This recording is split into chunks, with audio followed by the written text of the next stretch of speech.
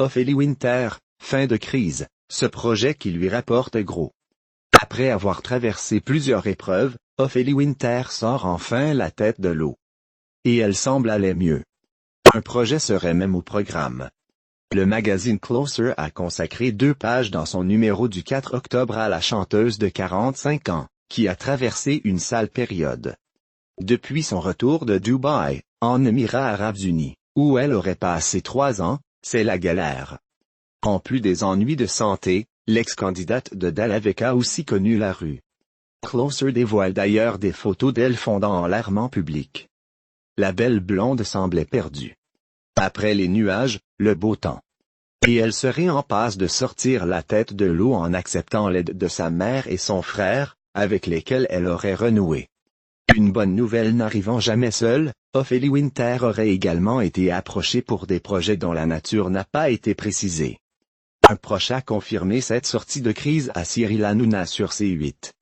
Ophélie Winter aurait sans doute accepté de raconter son histoire trouble et sa descente aux enfers dans un livre.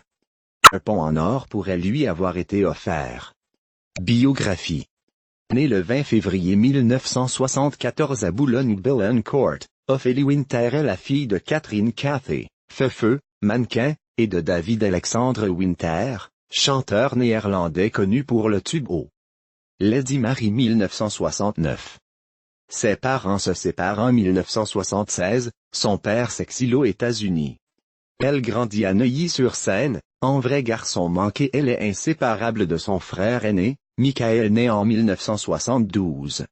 À 6 ans, elle monte sur scène pour la première fois et enregistre son premier 45 tours en 1984, la chanson des klaxons. Après un deuxième titre, Poil de carotte, en 1987, au succès mitigé, elle fréquente le lycée Saint-James de Neuilly. Mais dès 1991 elle délaisse ses études pour suivre les pas de sa mère et se lance dans le mannequinat. Cantonnée aux photos de mannequins lingerie, elle décide alors de reprendre contact avec des producteurs pour renouer avec la chanson. En 1993, elle rencontre le chanteur Prince, ensemble ils enregistrent à Minneapolis une reprise du tube The Most Beautiful Girl in the World. À l'automne 1994, la chaîne M6 propose à Ophélie Winter la présentation d'une émission musicale hebdomadaire, le Hit Machine.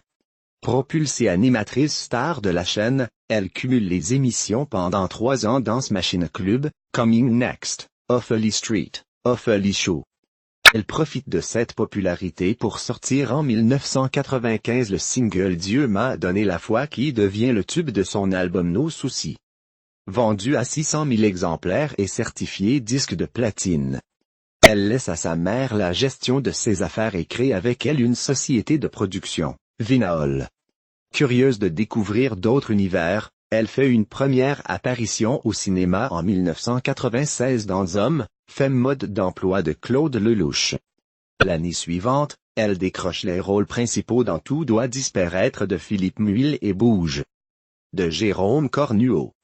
L'accueil de son deuxième album, Privacy, en 1998 est mitigé.